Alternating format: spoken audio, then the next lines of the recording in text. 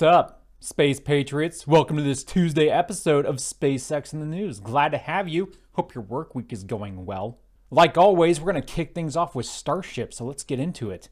On Friday's episode, I reported that it was expected SpaceX would lift Booster 7 up and plop her fat ass down on the Can Crusher mount. However, I don't know if they had a change of heart last minute, but they went ahead and put her on the orbital launch table instead. That was done over the weekend, and then yesterday the company pumped liquid nitrogen through the pipes of the orbital launch tower and the rest of Stage 0. For the first time, completely topping off the booster's liquid oxygen tank and methane tank.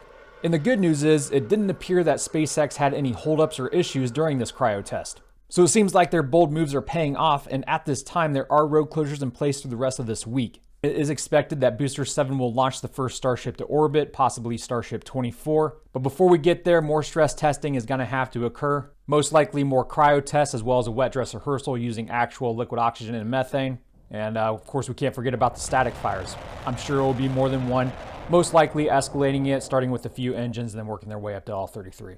Of course, you probably heard over the past 24 to 48 hours that Elon Musk has been making the headlines again, this time for his recent 9.2% stake in Twitter, which means he owns more Twitter than anyone, and just this morning it was confirmed that Twitter is going to put him on their board. And yesterday I released a whole video on this topic on my Cloud Liquor channel. You can check the link out here if you're on YouTube. If you're watching on Rumble, I'll put a link in the description below. But the reason I bring it up is because I listened to a bunch of mainstream talking heads speak about this story, and it seemed like a lot of them were kind of confused about what exactly Elon was trying to accomplish by colonizing Mars through the Starship program. So just to clarify for the sake of everyone, Elon's main aspiration for colonizing Mars isn't because he's some sort of doomsday prophet, all right? SpaceX isn't a cult. His main aspiration is curiosity. That is what drives me, so let us expand the scope and scale of consciousness so that we may aspire to understand the universe. Of course, the environment is important to Elon, as it should be to all of us. We all live here. Polluting's bad, don't pollute, But he has said time and time again, especially recently,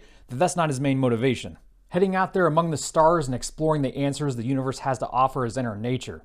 It's what excites us. And personally, that's always been what excites me about rockets and SpaceX and Starship. That and just the challenge and the problem solving and the new innovation that comes with it. But the Starship program even captivates those in our military. Space News reported that the Space Force's Program Executive Officer for Assured Access to Space, Brigadier General Stephen Purdy, was in Boca Chica, Texas last month to check in on SpaceX's progress with Starship. Quote, I did get a chance to go down there and see it in person. It's an amazing facility that gives you a lot of ideas of what the future could be. The question is, how does it work? Since they haven't done it yet, there's not a lot to go on, but we're watching it closely. And like the Space Force, the US Air Force is also interested in using SpaceX's tech. The military branch reported that they are currently exploring high-speed communications options to support F-35A Lightning II agile combat employment. The 35A will replace the Air Force's fleet of F-16 Fighting Falcons and the A-10 Thunderbolt IIs. And in that top right picture there, you see a Starlink user terminal. Quote, for the first time, cyber airmen used satellite and cellular internet capabilities to connect an F-35 deployment debrief facility and loop back into the Air Force's network central point of entry for F-35 supply chain and logistics. Current military satellite internet capabilities require a longer lead time, and its fastest speeds are not sufficient for the amount of data required for remote F-35 operations. But this article reads like Starlink is doing them justice, offering up to 30 times the speed that they're used to. In Crew Dragon news, Axiom 1 is now targeting April 8th for liftoff, delayed again from April 6th because the SLS wet dress rehearsal isn't going too well for NASA.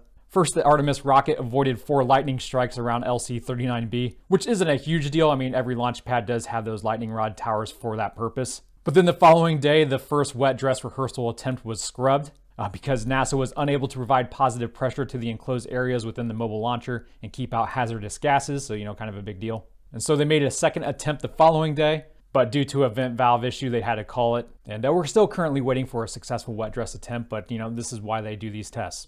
But now it's time for today's honorable mention.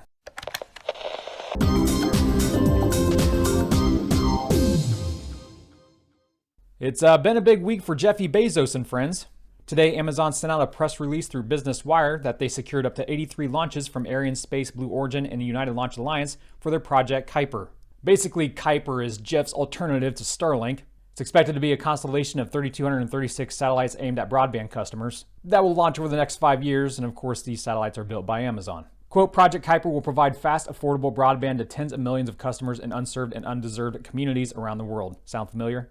These customers include individual households, schools, hospital, businesses, government agencies, disaster relief operations, mobile operations, and other organizations working in places without reliable internet connectivity. And again, Amazon is designing and developing the entire system in-house. The specific vehicles these satellites will ride on over the next 5 years are the Ariane 6, New Glenn, and Vulcan Centaur rockets. And that's in addition to the 9 Atlas V rides that Amazon purchased from ULA a year ago. But the other good news for Jeff is that the Orbital Reef team has announced that they have successfully completed their systems requirement review in just 3 months.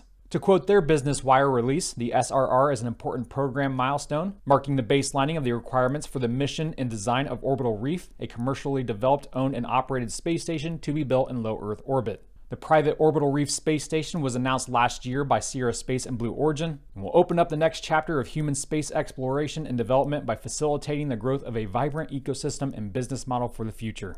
But that's all I have for you guys today. Thank you so much for tuning in with me on your Tuesday afternoon. For those of you who have been inquiring, we do finally have some new eccentric merch ready to go on our store. Maxtude. Link in the description. Y'all have a nominal work week, and until next time, Godspeed.